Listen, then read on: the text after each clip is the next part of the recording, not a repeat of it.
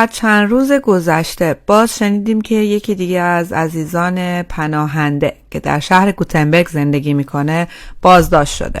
اطلاعیش رو من توی فیسبوک گذاشته بودم. خیلی از دوستان دوست داشتن که بدونن شرایط ایشون چی هستش، چرا بازداشت شدن و در چه وضعیتی قرار دارن.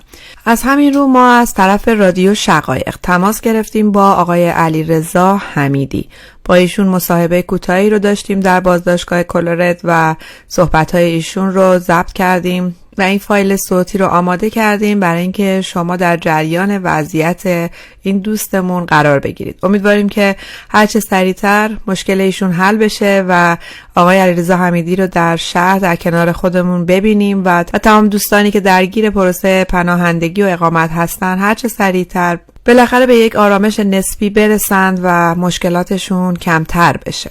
با هم گوش میکنیم به فایل صوتی مصاحبه با آقای علیرضا حمیدی. سلام عرض میکنم خدمت آقای علیرضا حمیدی هستیم. آقای حمیدی میشه یه مقدار در مورد خودتون وضعیتی که الان هستین برای ما توضیح بدید؟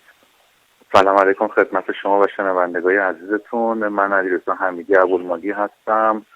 حدود 10 ساله که در سوئد هستم و خدمتتون عرض بکنم که مسیحی هستم و متاسفانه دولت سوئد تصمیم گرفته منو به برگردوندن و دیپورت کردن به ایران.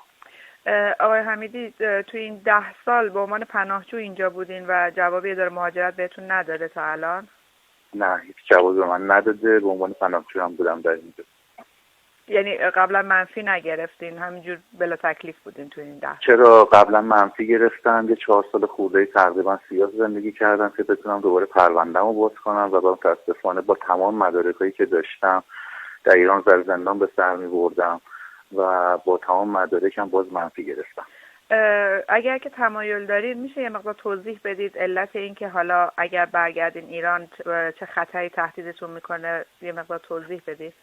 بله، چون من از قبل حدوداً 8 سال زندانی گرفتم در ایران به خاطر کار مبارزه که قبلا میکردیم بابت نقض حقوق بشر و خدمتتون عرض بکنم که تونستم به کشور سوئد پناهنده بشم و بعد از اون در کشور سوئد چون از قبلا در گروه‌های مسیحیت فعالیت داشتم و سوئد یا در ایران؟ در ایران فعالیت داشتم و در اونجا تعهد دادم که سمت این قضایا نرم و بعد از اون که به کشور سوئد اومدم اینجا آزادانه تونستم که به دین خودم بپردازم و کار دوبم رو انجام دادم، غسل کردم و در حال بشارت دادن و مسائل دیگه‌ای بودم، ولی متاسفانه با جواب منفی گرفتم و در ایران هم میدونم که جونم در خطره. درسته. علت این که جواب منفی گرفتین رو بهتون توضیح دادن به چه علت بوده؟ حرفاتون رو باور نکردن یا اینکه مدارک رو قبول نداشتن؟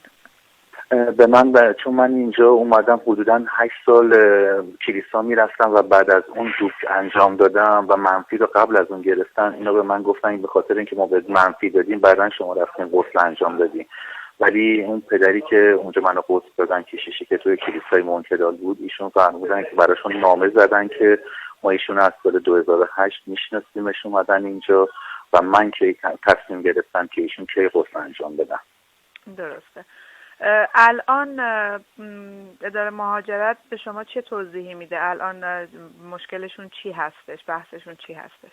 اداره مهاجرت به من میگه که ما میخوایم کمکت کنیم شما رو برگردونیم ایران، ولی من فکر کنم اینا دارن منو به سمت مرگ هدایت میکنن، کمکی نمیخوام با من بکنن.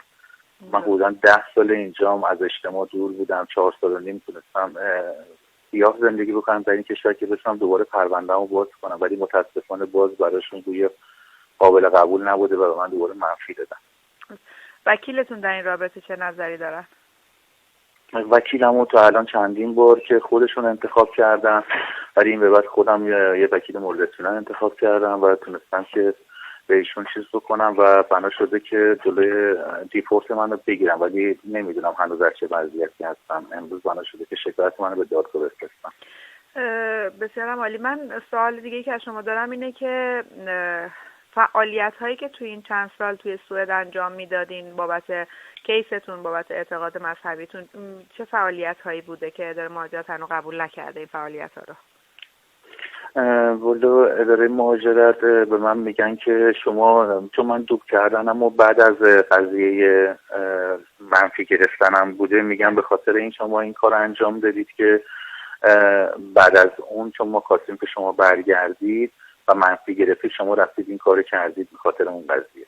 نه فعالیت‌های دیگه‌ای که انجام دادید و میگم، یعنی به غیر فعالیت‌های دیگه هم خدمتتون عرض بکنم که در وبلاگ نویس بودم و مبارزات خودم با ایران نسبت به نقض حقوق بشری که تو ایران دارن انجام میدن. تمام دوستان نوکیشمون که تو ایران هستن و همشون در خدمتتون عرض بکنم مورد موضوع اذیت جمهوری اسلامی قرار گرفتن و خیلی چیزهای دیگه که انجام دادم. از چند تیم وبلاگم هم در طرف جمهوری اسلامی بسته شده و کاملا مشخصه که من فعالیتام پیشگیری بوده در ایران. بسیار عالی.